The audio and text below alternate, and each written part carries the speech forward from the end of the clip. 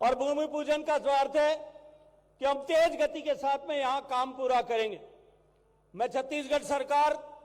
और इसमें जितनी कार्यकारी एजेंसीज हैं उन सबको भी इस मंच से कहना चाहता हूं कि ये सरकार का पैसा 146 करोड़ 148 करोड़ रुपए जो यहां पे माननीय प्रधानमंत्री जी के आशीर्वाद से भेजा गया है। आप कल्पना कीजिए कि देश के पूरी जनसंख्या के हर आदमी ने अपनी जेब से एक पैसा, एक रुपया निकाल करके इस भौरमदेव महाराज के 148 करोड़ लोगों ने 148 करोड़ रुपए श्रद्धा के सुमन के रूप में अर्पित किए। इसलिए इसका काम निश्चित रूप से गुणवत्ता के साथ में होना चाहिए। गुणवत्ता में किसी भी तरह का समझौता न हो, इसकी जिम्मेदारी अधिकारियों की भी है और जनप्रतिनिधियों की भी है और जागरूक जनता की भी जिम्मेदारी है कि गुणवत्ता के साथ में काम हो। ये मंदिर जो 1000 साल से हम सब के बीच में एक विश्वास के रूप में, एक विश्वास के प्रतीक के रूप में, अखंड विश्वास के प्रतीक के रूप में खड़ा है। छत्तीसगढ़ के मुख्यमंत्री विष्णुदेव साय एवं केंद्रीय पर्यटन मंत्री गजेंद्र सिंह शेखावत आज जहां भोरमदेव पहुंचे, वहीं भोरमदेव मंदिर पहुंचकर भगवान शंकर की विधिवत पूजा अर्चना की गई। इसके साथ ही प्रदेश की खुशहाली की कामना भी की गई। हम आपको बताना चाहेंगे कि 146 करोड़ रुपए की लागत से भोरमदेव कॉरिडोर का आज भूमि पूजन किया गया है तथा आज मुख्यमंत्री ने भी संबोधित करते हुए डिप्टी सीएम की मांग पर भोरमदेव से बोडला जाने वाले मार्ग की स्वीकृति प्रदान कर दी है तथा पर्यटन मंत्री ने भी सभा को संबोधित किया और इसके साथ ही उन्होंने यह भी कहा कि जो निर्माण कार्य किया जाना है कॉरिडोर को लेकर और किसी भी प्रकार की कुतोही इस पर बर्दाश्त नहीं की जाएगी। आप जो ये तस्वीरें देख रहे हैं भोरमदेव मंदिर गर्भगृह का है, जहां विधिवत भगवान शंकर की पूजा अर्चना की जा रही है। भोरमदेव महाराज की, भोरमदेव महाराज की, भारत माता की, भारत माता की, छत्तीसगढ़ महातारी की, छत्तीसगढ़ महातारी की। आज हमार छत्तीसगढ़ और कवर्धा के लिए बहुत ही ऐतिहासिक दिन है। आज हमारे बीच में हमारे भारत सरकार के पर्यटन और संस्कृति मंत्री आज वर्ष 2026 के पहले ही दिन हमारे बीच में आकर 146 करोड़ रुपया के सौगात दिन है। ऐसे हमारे आदरणीय गजेंद्र शेखावत जी, मैं 3 करोड़ छत्तीसगढ़ की जनता के तरफ से उमन के बहुत बहुत स्वागत और अभिनंदन करत हूं और आप मन से भी आग्रह है कि करतल ध्वनि से उमन के स्वागत करा। इतना बड़ा आज बड़ा काम होते 146 करोड़ स्वदेश दर्शन योजना में हमारा यहाँ मिले थे और आज ये जो बाबा भोरमदेव के मंदिर कितना पुराना है जी, 1000 साल पुराना और ओकर विकास पर एक कॉरिडोर परियोजना के आज हम भूमि पूजन करे हैं। बहुत खुशी की बात है और ऐसे अवसर में हमारे प्रदेश के ऊर्जावान डिप्टी सीएम श्री अरुण साहू जी, आप मन के क्षेत्र के लोकप्रिय विधायक और डिप्टी सीएम और गृह मंत्री जो हमारे छत्तीसगढ़ के विकास में बहुत बड़े बाधा रही से ये नक्सलवाद, आज नक्सलवाद ला भी हमन समाप्त कर पाथन, तो में भी हमारे गृह मंत्री के बहुत बड़े योगदान है। श्री विजय शर्मा जी, हमारे केंद्रीय मंत्री श्री तोखन साहू जी, हमारे पर्यटन संस्कृति और धार्मिक न्यास मंत्री श्री राजेश अग्रवाल जी, खवल जिला आज 146 करोड़ के सौगात हमारा दिन है। अब बाबा भोरमदेव के मंदिर जो 1000 साल पुराना है, यहाँ अनेकों तरह के विकास के काम हुई। हमारे संस्कृति मंत्री सबला बतात रही ने और उधर फोटो भी लागी से काका विकास धन्यवाद। और एक जो मांग हमारे क्षेत्र के विधायक रखी ने बोडला से आपके भोरमदेव तक चौड़ीकरण रोड के 10 किलोमीटर करीब दूरी है ओकर मैं घोषणा करत हूं। और हमार पीडब्ल्यूडी विभाग के मंत्री हैं हमारे डिप्टी सीएम अरुण साहू जी, उमन के काम होई कि आप मन के ये रोड के निर्माण कराही। बहुत बहुत धन्यवाद। सब लोग भगवान भौरमदेव महाराज की तरफ दो हाथ ऊपर करिए, मुट्ठी बंद करिए,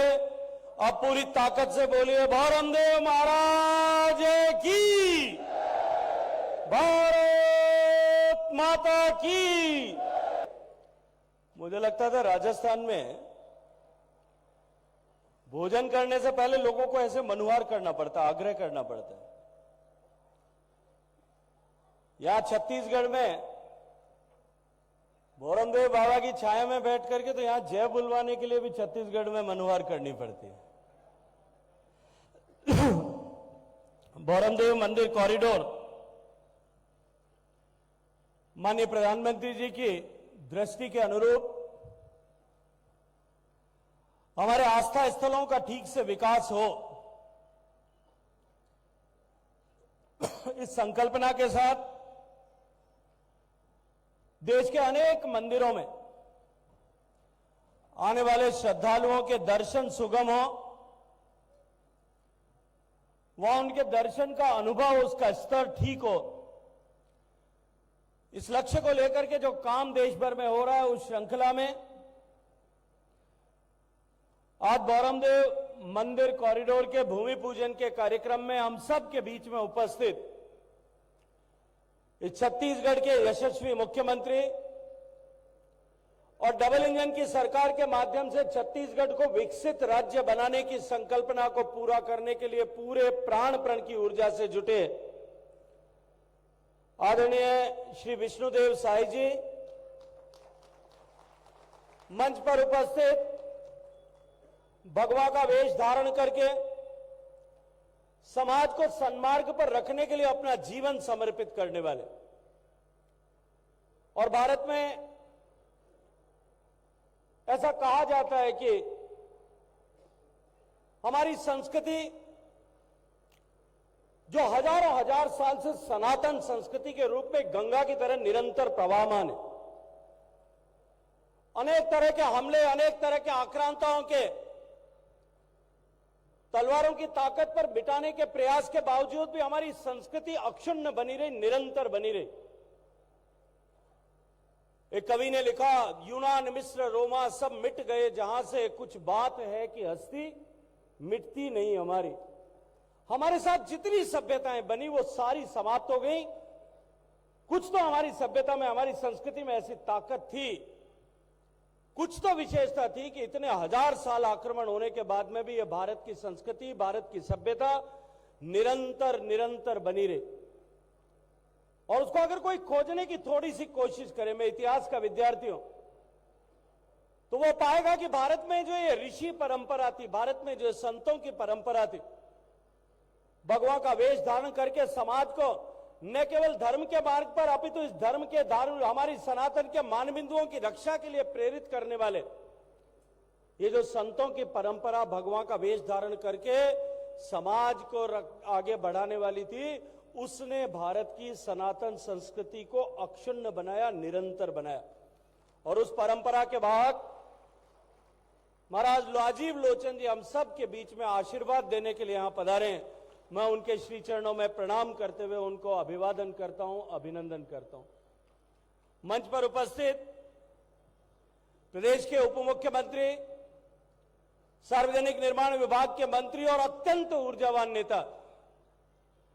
आदरणीय श्री अरुण साहू जी, मंच पर उपस्थित आपके प्रिय विधायक, भौरमदेव बाबा के अखंड भक्त और छत्तीसगढ़ की सरकार में सम्मानित उप मुख्यमंत्री, छत्तीसगढ़ के सम्मानित गृह मंत्री, और मैं मानता हूं कि इन सब से आगे बढ़कर के, जैसा माननीय मुख्यमंत्री जी ने इनके लिए अभी कहा कि जो छत्तीसगढ़ के लिए सबसे बड़ी चुनौती थी, जो छत्तीसगढ़ की पहचान को नष्ट करने वाले विषय था, छत्तीसगढ़ के विकास में जो सबसे बड़ी बाधा थी, उस नक्सलवाद को समाप्ति का संकल्प जो माननीय प्रधानमंत्री और माननीय गृह मंत्री अमित शाह जी का, उस संकल्प के यहां धरातल पर उस संकल्प को साकार करने के लिए दिन रात परिश्रम करने वाले मेरे मित्र आदरणीय श्री विजय शर्मा जी, मंच पर उपस्थित भारत सरकार के सम्मानित मंत्री आदरणीय श्री तोखन साहू जी, माननीय मंत्री संस्कृति और देवस्थान विभाग आदरणीय श्री राजेश अग्रवाल जी, मंच पर उपस्थित संसद के साथी और पूरी ऊर्जा के साथ में